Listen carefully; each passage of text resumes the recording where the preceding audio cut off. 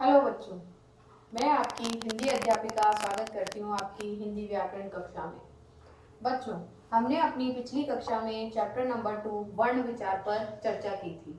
उसमें हमने जाना था कि वर्ण क्या है, वर्णमाला क्या है, आगत ध्वनियाँ क्या है, अयोगवा क्या है, संयुक्त व्यंजन, द्वित्व व्यंजन, इन सब के बारे में जाना था। आज हम उसकी अभ्यासमाला को हल करेंगे। तो चलिए शुरू करते हैं हम हमारी अभ्यासमाला, जिसमें हमारा सबसे पहला जो प्रश्न है वो है सही विकल्प चुनिए।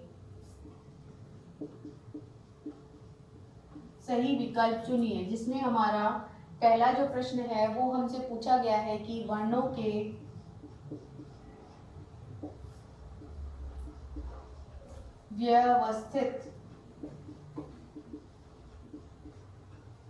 व्यवस्थित समूह को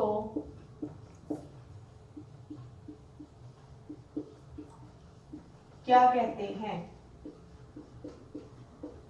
क्या कहते हैं? तो इसमें हमें तीन ऑप्शन दिए गए हैं कि वर्ण कहते हैं, वर्णमाला कहते हैं या शब्दमाला कहते हैं।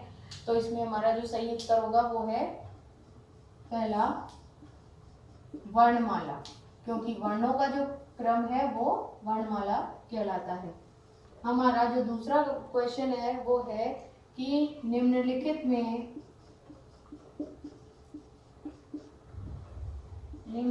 में आगत वर्ण है। आगत का मतलब होता है दूसरी भाषाओं से आए हुए वर्ण जो हमारी हिंदी भाषा में एज इट इज प्रयोग किए जाते हैं। तो इसमें हमें तीन ऑप्शन दिए हुए हैं। वो ऑप्शन है हमारे आ, ओ और आ। तो अ जो है वो हमारा आगत वर्ण है, जो कि हम अंग्रेजी के शब्दों में ज्यादातर प्रयोग करते हैं। तो हमारा उत्तर होगा अ। तीसरा हमारा जो प्रश्न है वो पूछा गया है कि निम्नलिखित में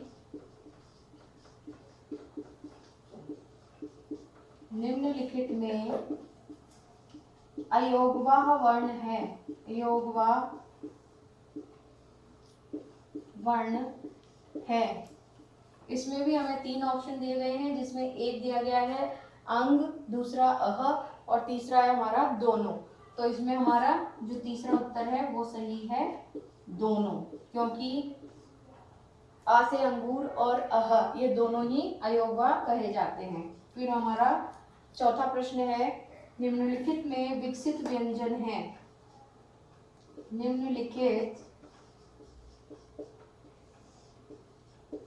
में विकसित व्यंजन है। विकसित व्यंजन है। तो इसमें अभी हमें तीन ऑप्शन दिए हुए हैं, ड, ढ, ड, ढ और तीसरा वर्ण है ड। तो इसमें हमारा उत्तर जो है वो पहला सही है, ड और ध। ये हमारा उत्तर सही है। तो इस तरह से हमने कर लिए हैं सही विकल्प। अब हम आगे बढ़ते हैं हमारी नेक्स्ट एक्सरसाइज के लिए। नेक्स्ट एक्सरसाइज के लिए बढ़ते हैं आगे, जो कि है हमारी रिक्त स्थान। रिक्त स्थानों की पूर्ति कीजिए।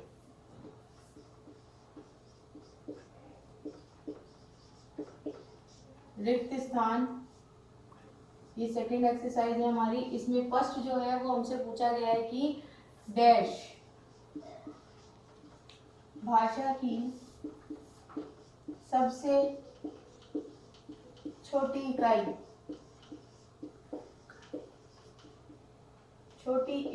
है। तो इसमें हमें सबको पता है कि भाषा की जो सबसे छोटी इकाई है वो क्या है, वर्ण। वर्ण पर ही हमने ये चैप्टर पढ़ा है। वर्ण ही भाषा की सबसे छोटी इकाई है। फिर इसके बाद हम दूसरा देख लेते हैं, हमारा जो श है, श डैश, इसके बारे में पूछा गया है कि ये कौन सा व्यंजन है।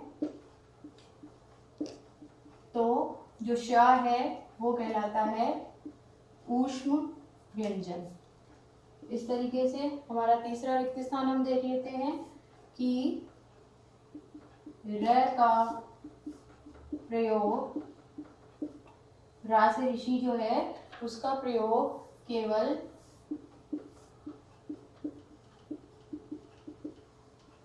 संस्कृत के डैश शब्दों में किया जाता है, तो यहाँ पर आ जाएगा हमारा उत्तर तत्सम।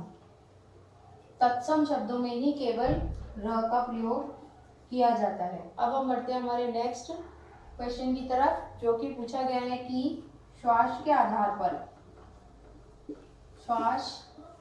श्वास की मात्रा, जिसके बारे में हमने चैप्टर में पढ़ा था कि श्वास के आधार पर जो है दो तरह के वर्णों को बताया गया, अल्पप्राण और महाप्राण। ये उसी से रिलेटेड क्वेश्चन है कि श्वास की मात्रा के आधार पर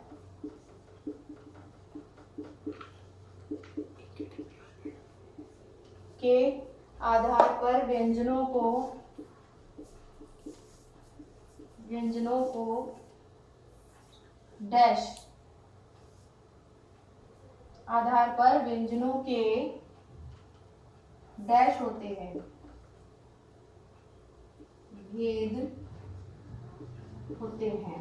तो ये हमें पता है कि इसमें दो आएगा, दो भेद होते हैं। इस तरीके से हमारे फिलअप्स कंप्लीट हो गए। अब हम बढ़ते हैं हमारी नेक्स्ट एक्सरसाइज, जो है सही और गलत के निशान लगाइए। सही गलत।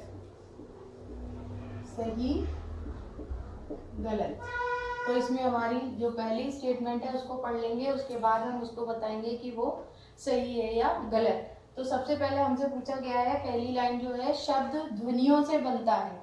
तो बच्चों, ध्वनि जो है वो खाली ध्वनि मिलकर कोई भी शब्द नहीं बना सकती, बल्कि शब्द किससे बनता है? वर्णों से मिलकर बनता है। वर्णों के साथ ध्वनियां लगी होती है, खाली ध्वनियों से कोई शब्द नहीं बन सकता। इसलिए पहला जो है वो है हमारा रॉन्ग। तो इसलिए हमने क्रॉस लगा दिया। शब्द ध्वनियों से बनते हैं नहीं। इस तरीके से जो दूसरा है वो हमसे पूछा गया है कि आ, ई, बड़ा ऊ, बड़ी ए, बड़े ओ, ये सब ह्रस्व स्वर हैं। तो ये जानते हैं हम कि ह्रस्व स्वर जो है वो 4 ही होते हैं, और इसमें 4 से ज्यादा स्वरों के बारे में दिया गया है, तो ये ह्रस्व स्वर नहीं है। इसलिए हमारा जो दूसरा उत्तर है वो भी रॉन्ग होगा, क्योंकि ये जो वर्ण हमसे दिए गए हैं, बड़ा आ, बड़ी ई, बड़ा ऊ, बड़े ए, ये सारे दीर्घ स्वर होते हैं। अब हम बढ़ते हैं हमारे तीसरे प्रश्न की तरफ। तीसरा हमारा प्रश्न है कि स्पर्श व्यंजन जो हमने बताए थे, का से लेके माँ तक के स्पर्श व्यंजन जब हमारे मुख से बाहर निकलते हैं तो वो हमारे किसी न किसी भाग को स्पर्श करके बाहर निकलते हैं। तो ये बात बिल्कुल सही है, इसलिए हम सही का निशान लगा देंगे। नंबर 4, अब हमसे पूछा गया है कि अब स्पर्श व्यंजनों के पंचम वर्ण को, पंचम वर्ण यानी जैसे आपने क लिखा है, क का अंतिम वर्ण होता है क, ख, ग, घ, ण, तो ये जो ण है इसका अब अनुनासिक मात्रा के रूप में प्रयोग किया जाता है। अनुनासिक मात्रा के रूप में प्रयोग किया जाता है। ये गलत है, क्योंकि जो पंचम वर्ण है उसको अनुस्वार के रूप में यूज किया जाता है। तो हम उसको क्या लिख देंगे? रॉन्ग। इस तरीके से हमारा ये भी कंप्लीट हो गया। अब हम करेंगे सही मिलान। सही मिलान में सही मिलान कीजिए। इसमें हमें 2 कॉलम दिए गए होते हैं, क और ख। तो सबसे पहले हम इसको लिख लेते हैं कि इसमें क्या क्या दिया गया है। इसमें दिया गया है स्पर्श व्यंजन, ह्रस्व स्वर, उसके बाद दिया गया है दीर्घ स्वर, अयोग व, और अंत में पूछा गया है आगत वर्ण। अब हम जो दूसरा पोर्शन है वो कंप्लीट कर लेते हैं। दूसरे पोर्शन में हमें लिखना है अंग, अह, फिर इसके बाद हमें लिखना है आ, फ और ज। ये लिखना है। इसके बाद हमें लिखना है अ, ई, उ और ऋषि। इसके बाद हमें लिखना है आ, ई, उ, ए, ओ। और उसके बाद हमें लिखना है क से लेकर, क्या लिखना है, क, च, ट आदि। अब हमें सही इनको मिलान करना है। तो सबसे पहले हम देखते हैं स्पर्श व्यंजन। अब स्पर्श व्यंजन हमें पता है कि क से लेकर म तक की जितनी भी लाइन है, शुरू की जो 5 लाइन होती है वो स्पर्श व्यंजन में होती है। तो यहाँ पे स्पर्श व्यंजन को हम मिला देंगे, क, च, ट, ये स्पर्श व्यंजन है। फिर है ह्रस्व स्वर। ह्रस्व स्वर 4 होते हैं जो कि बहुत कम समय में बोले जा सकते हैं, तो ये ह्रस्व स्वर हो गए हैं। इसके बाद दीर्घ स्वर जो बड़ी मात्रा वाले होते हैं, जो ह्रस्व स्वर से ज्यादा समय लेते हैं। अयोग वा, अयोग वा जो है अंग और अह को कहा जाता है। आगत वर्ण, आगत वर्ण जो है वो है हमारे बाहर यानी दूसरी भाषाओं से आए हुए शब्द। तो इसको हम एक बार नंबर मार्क कर देते हैं। ये है फर्स्ट, ये है सेकेंड, उसके बाद ये है थर्ड, फिर है हमारा अयोग वा और ये है नंबर 5। तो इस तरीके से हमारा सही मिलान वाली एक्सरसाइज भी कंप्लीट हो गई। अब हम बढ़ते हैं हमारी अगली एक्सरसाइज की तरफ।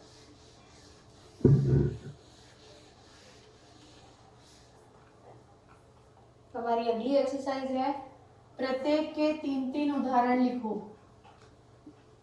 प्रत्येक के 3-3 उदाहरण लिखो। तो सबसे पहले हमसे पूछा गया है कि स्पर्श व्यंजन, स्पर्श व्यंजन, तो इसके 3 उदाहरण हम लिख लेते हैं, जैसे क, च और ट।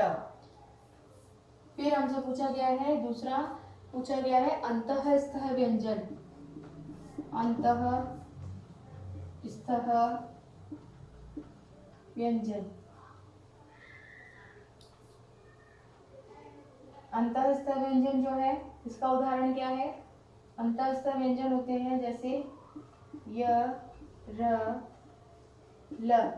हम चाहे तो इनका एक एक शब्द भी लिख सकते हैं, जैसे इसमें हम लिख दें कमल, चम्मच, टमाटर।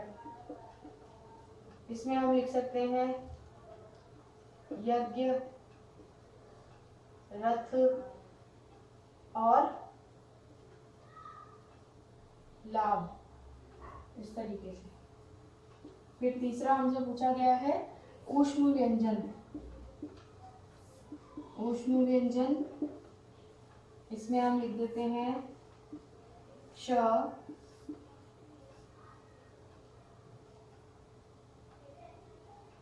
श, स, ह। इसके भी हम शब्द लिख लेते हैं, जैसे शब्द, साथ, हाथ। फिर नेक्स्ट है हमारा 4th नंबर पे पूछा गया है अनुस्वार, अनुस्वार। अनुस्वार का उदाहरण हम लिखेंगे, लेकिन पहले जो हम जानते हैं अनुस्वार ये वर्ण होता है। फिर हम इसके वर्ण लिख लेते हैं, जैसे बंदर, लंगूर और पंकज। ये अनुस्वार के उदाहरण हो गए। फिर हम बढ़ते हैं आगे, नंबर 5 अनुनासिक, अनुनासिक। इसको कहते हैं हम चंद्रबिंदु भी कहते हैं, अनुनासिक की मात्रा। इसके हम उदाहरण लिख लेते हैं, चांदनी, चांदनी, कांच और सांप। ये हो गए इसके उदाहरण। अब नंबर 6 हम देखते हैं। नंबर 6 है हमारा विसर्ग, विसर्ग। विसर्ग जो है वो अ के रूप में लगाया जाता है। तो इसके उदाहरण हम देख लेते हैं, जैसे प्रातः, पुनः और नमः। इस तरीके से ये हो गए हमारे विसर्ग के उदाहरण। अब हम बढ़ते हैं हमारे नेक्स्ट लिखित प्रश्नों की तरफ।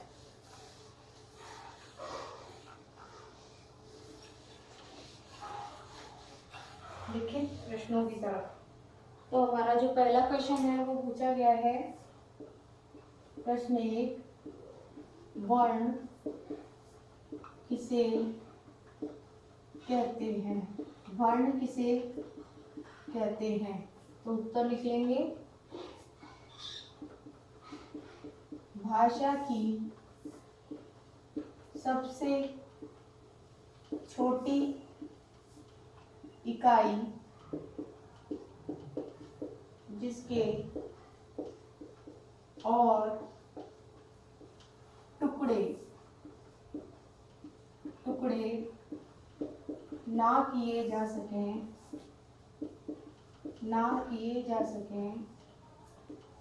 वह वर्ण कहलाती है। अब हम लिखेंगे प्रश्न नंबर 2। प्रश्न जो है वो हमसे पूछा गया है कि ह्रस्व और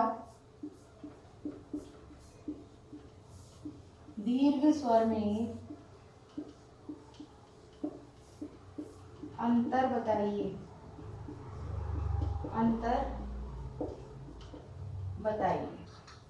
तो हमें पता है कि ह्रस्व स्वर को बोलने में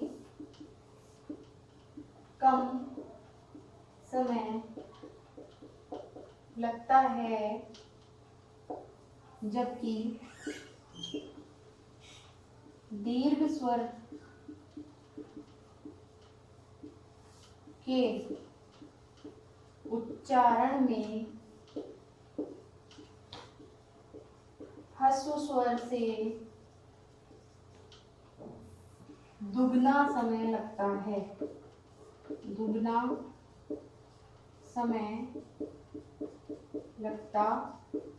है। तो इस तरीके से हमारे 2 उत्तर हल हो गए। अब हम बढ़ते हैं हमारे तीसरे प्रश्न की तरफ।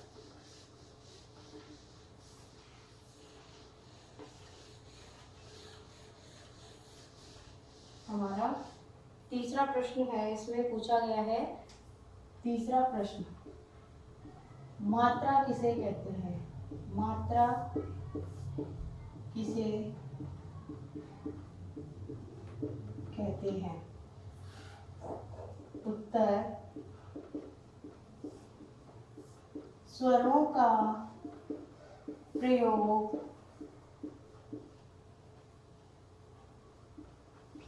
व्यंजन के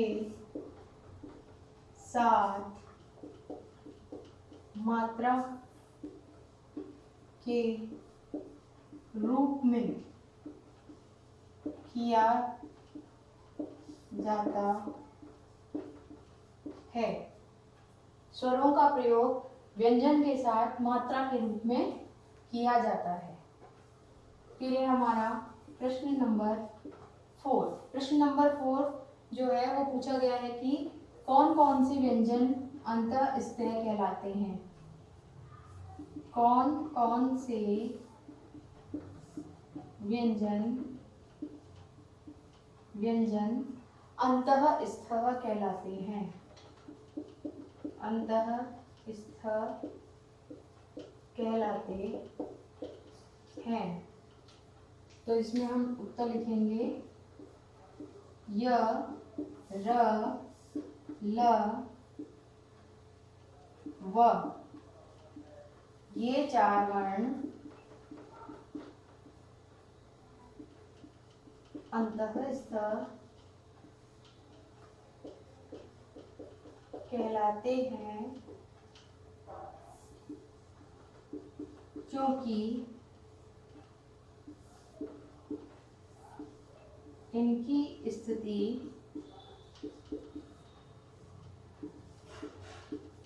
स्वर व व्यंजन के मध्य की होती है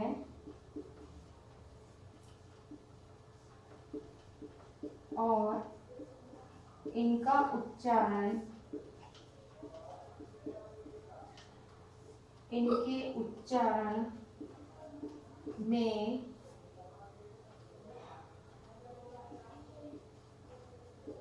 क्षणिक स्पर्श होता है, क्षणिक स्पर्श होता है। ये हो गया हमारा क्वेश्चन नंबर 4। अब हम बढ़ते हैं हमारे अगले प्रश्न की तरफ। Question number 5।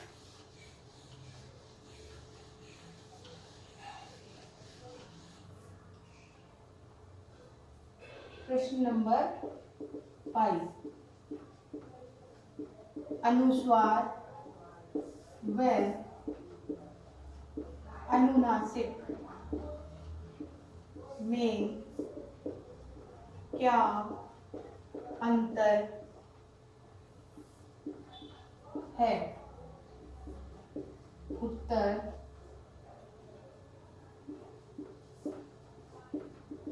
अनुस्वार में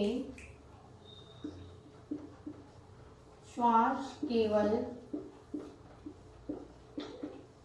नाक के द्वारा बाहर आती है, जबकि अनुनासिक में